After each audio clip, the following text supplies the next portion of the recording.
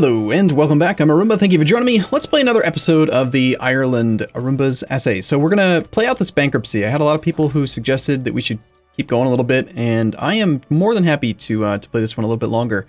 A couple things that I didn't change or do at the very end of the last episode, which I think should be done, is that, yes, this bankruptcy is unfortunate. There's a lot of negative effects, one of which is negative 200 yearly settlers increase. So we are going to cancel our colonies while we are going through the bankruptcy. We're just not going to pay for them. It's just going to cost too much. It's not a big deal. Like, don't even worry about it. It's just fine. We can colonize later. So we're going to get rid of the colonies. I was looking at advisors, and I think we are probably still going to want to hire level 1 advisors despite the 50% increased cost from the bankruptcy. We just still need the monarch points. We're kind of behind on some things. We need more military tech, more diplo tech. We need admin points for income. Even if we just use the admin points to do more development, it's necessary. Also things like this national tax modifier, or possibly if we could get a level 1 national unrest guy, I would really like that right now. Because we're having some issues with unrest. That is going to be a thing. So let's get our bearings straight here. Last episode I did was Panama, so I need to kind of focus a bit.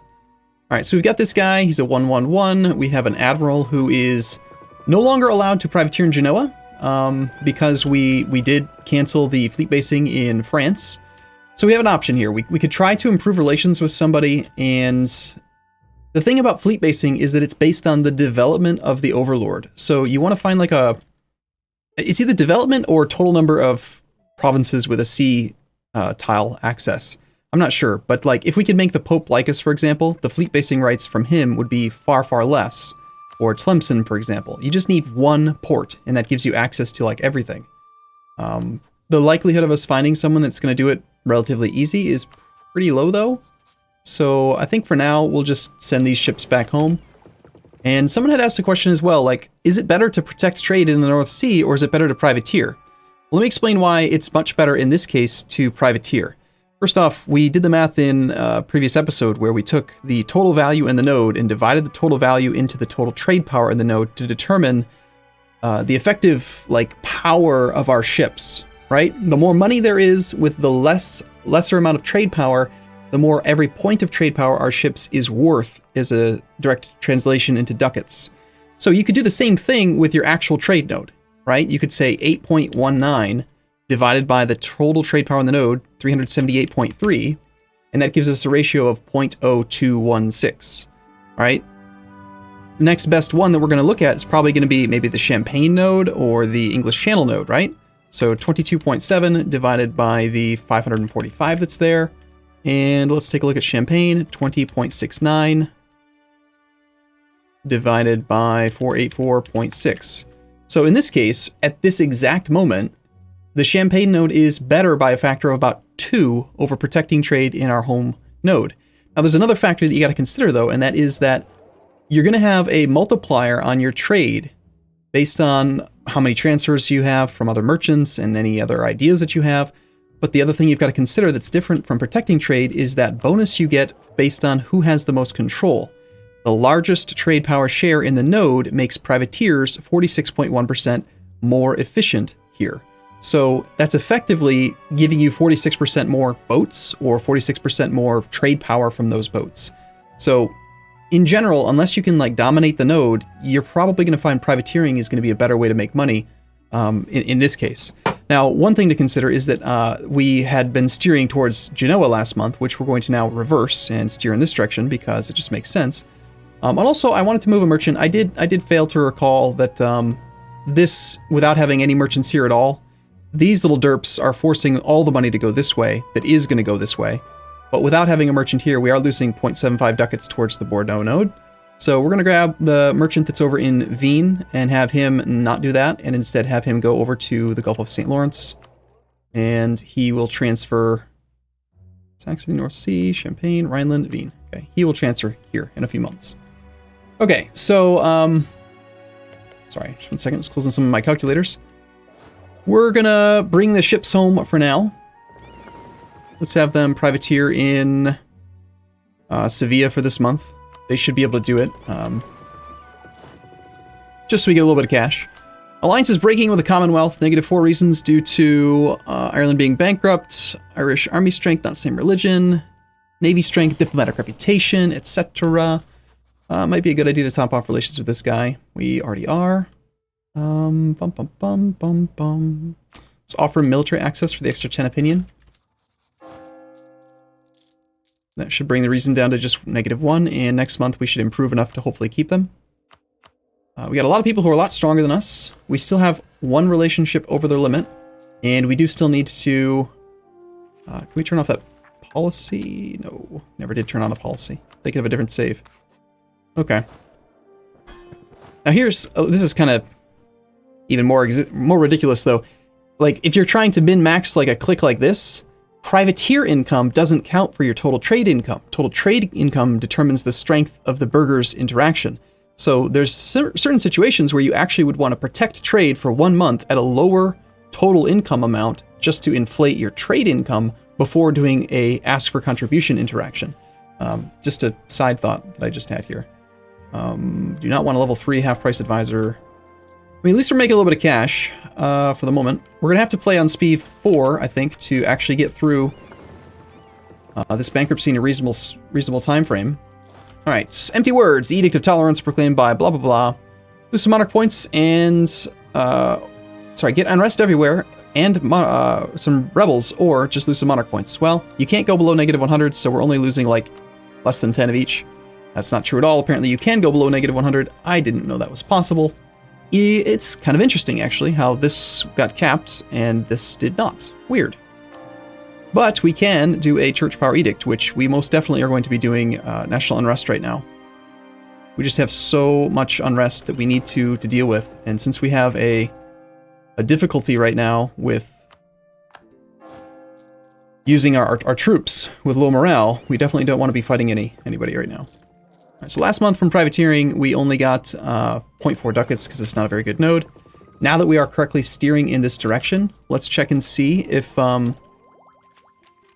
the nodes have changed. English Channel's got 28.5. The Champagne node has 20, so definitely English Channel has the advantage now. Sevilla, of course, has less money and higher trade power. I mean, I would like to go back to Genoa. I think that is an overall better one. One that's really good usually is the Venice node, because Venice usually has such a huge dominance in this node, which makes privateers super efficient. But another thing to consider is there's this. With a total of 90 guns in pirate hunting and 0 guns privateering, the penalty to privateering in this node is -99%. So somebody, I don't know who, is protecting against privateering. So that is another factor. Like, you've got to kind of multiply that against what you could be making. So, if we can't privateer in the English Channel due to the -99%, how many guns would we have with 13 ships? Our light ships have a total of 13 cannons. 13 cannons times 13 ships is 169 guns. And there are 90 guns, so we could beat it by a fair bit. Let's just check and see what that's going to end up being. As soon as we get some cash, I want to hire an advisor. Need to get rid of the stability problem. We still have that alliance breaking for the moment. Is there anything else we can do with Commonwealth to make them happy? Dun, dun, dun, dun, dun. Nope, nope, nope, nope, nope.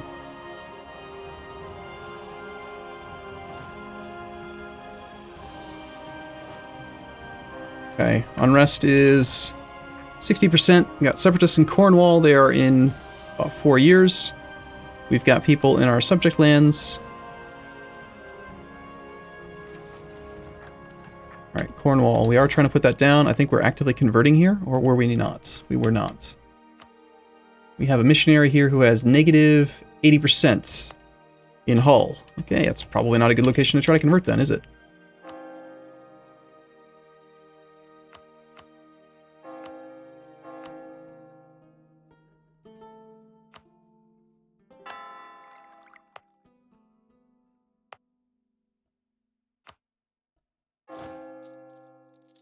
Just make sure we don't have any other edicts on. Can't turn that one off yet.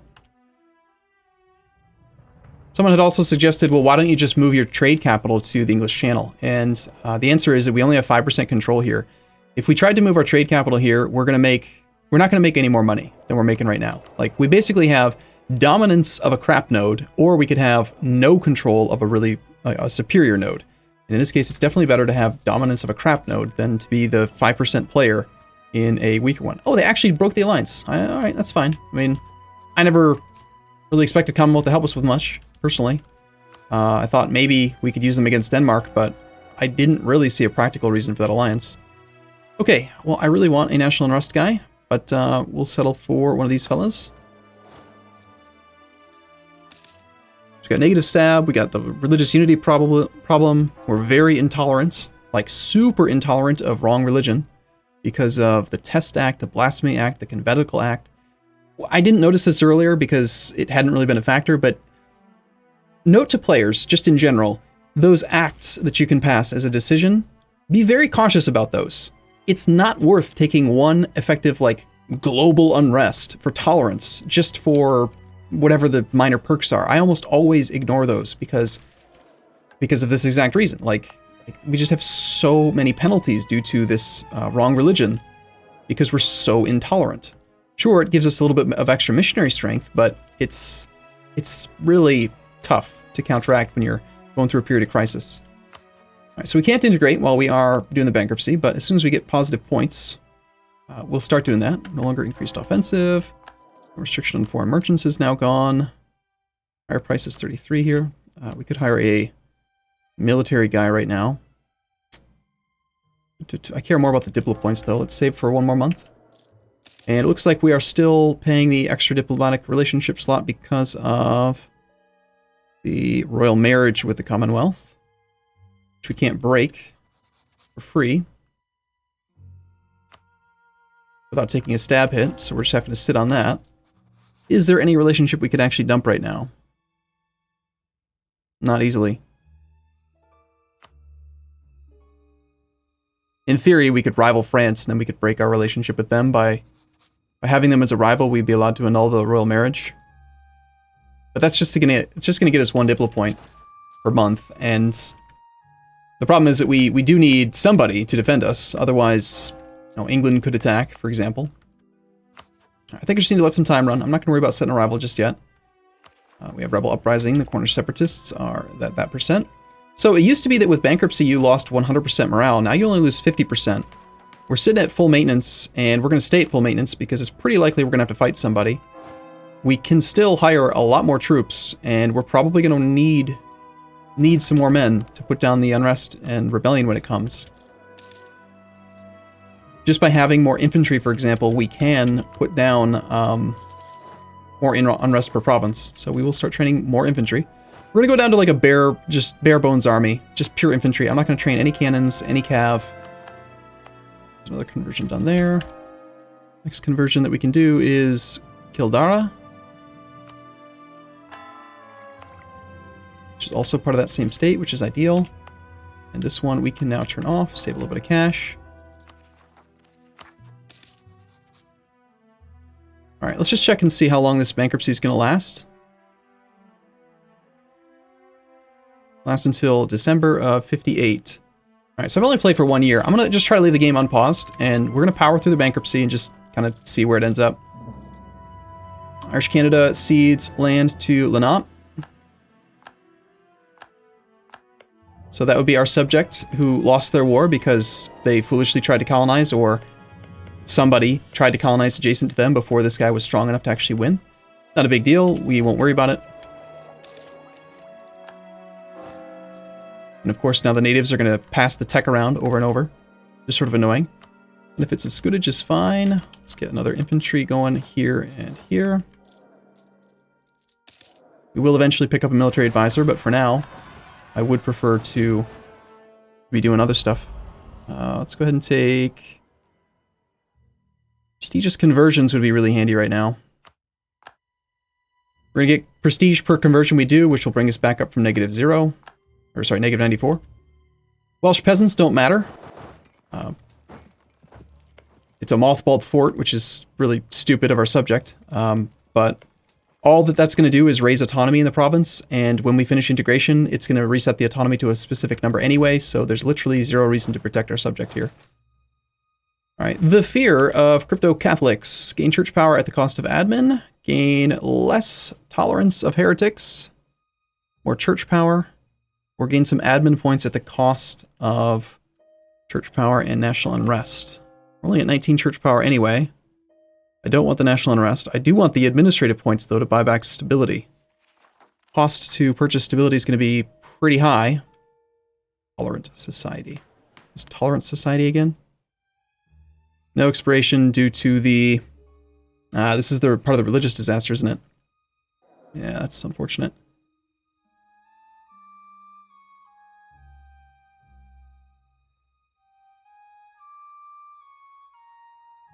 Okay, I'm still going to take the admin points.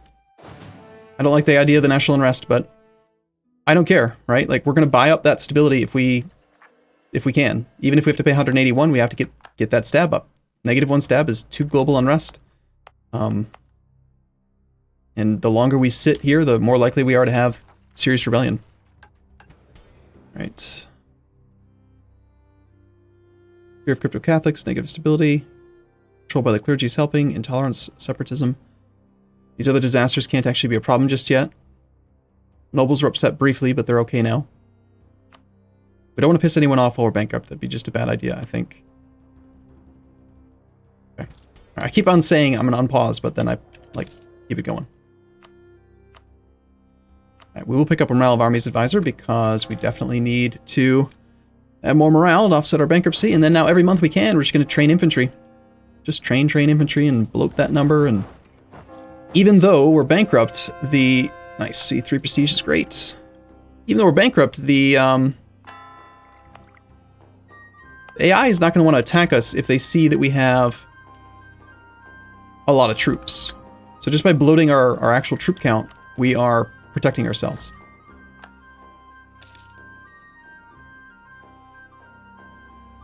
Let's go ahead and set the advisors on, not on neighboring countries, but like allies, threatening countries, that kind of stuff.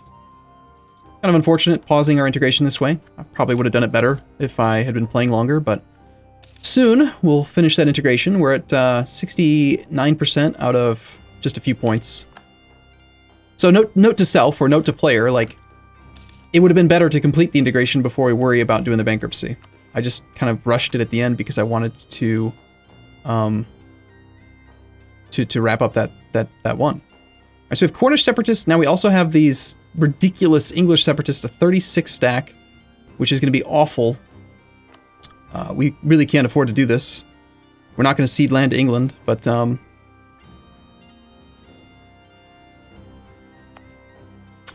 we're probably going to need to consider raising autonomy in this land. We've already given it to the clergy.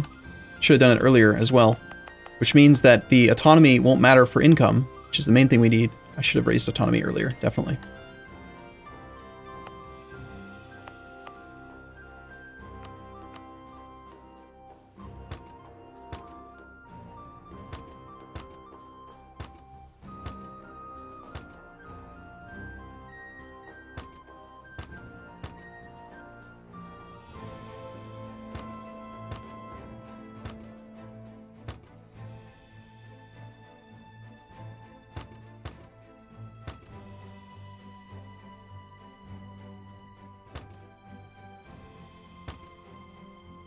Basically, we're just trading some income for the opportunity to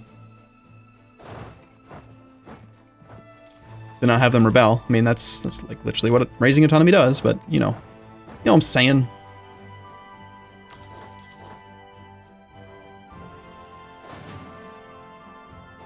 So this is unfortunate because I did let them go all the way up to 90%, which means that they're still going to rebel. It's still going to be a huge army, but we could have had it progress much, much slower if I had raised the autonomy earlier. So, again, note to self. And our income has gone down quite a bit, but it's mostly because I hired 3 advisors at like 7 ducats a month. It's not really because of this slight increase in autonomy, although that is a factor. And there's the English separatists already. Nope, the Cornish separatists fired, even though they were ticking down. That's really rough. Okay, so we're going to see here that despite being bankrupt, we can still fight weekly. We're going to need a lot more. We only have a maximum morale of 3.3 versus their maximum morale of 2.94? No, 3.3 as well. So I guess one of the nice things is that their base morale at 3.3 is just is what it is, you know, it's not a big deal. We do have quite a few morale modifiers here. High army tradition, higher traditions, the morale of army's advisor, and these are all additive. So if we can get our prestige up, we'll see. We could really use a better leader, better ruler. All right, commander, words. I attempted to... I'm gonna go ahead and make our current ruler into a commander. The stats are better on this guy than they are on this guy, but when we die, we have a strong claim, which will reset our legitimacy, which would help a lot.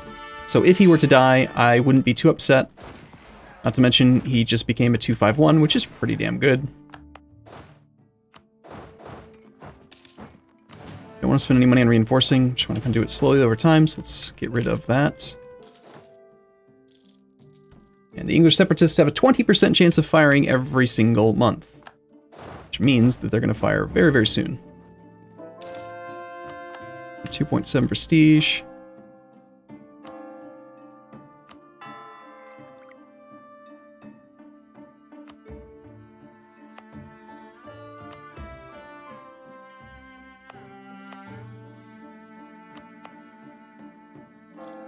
How much longer do we have on the actual conversion bonus?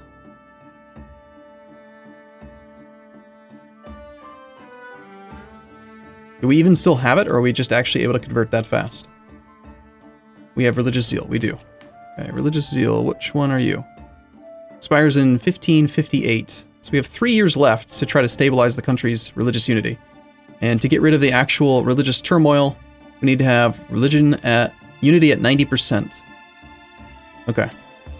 Alright, cool. I'm gonna take a break here. I guess we're gonna do a 4th episode for this one as well, because I do want to get through the bankruptcy, but I can't just keep going from here because we're already at 20 plus minutes. So, all right, I'll see you guys in the next episode. As always, thank you for watching. Hope you guys are enjoying this, and I'll see you soon.